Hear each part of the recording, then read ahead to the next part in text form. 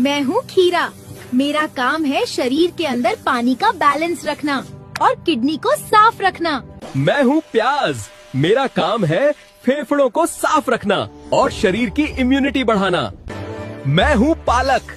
मेरा काम है खून को मजबूत बनाना। मैं हूँ शिमला मिर्च और मेरा काम है शरीर की इम्यूनिटी मजबूत करना। मैं हूँ शकरकंद और मेरा काम है मांसपेशियों के अंदर ताकत और ऊर्जा बढ़ाना। मैं हूँ टमाटर। मेरा काम है दिल को मजबूत रखना और खून के बहाव को सही रखना। मैं हूँ मटर और मेरा काम है अग्न्याशय के अंदर ब्लड शुगर को संतुलित रखना। मैं हूँ फूल गोभी और मेरा काम है दिमाग को तेज और याददाश्त को मजबूत बनाना। मैं हूँ भिंडी और मेरा काम है आंतों को मुलायम रखना और पाचन को आसान बनाना।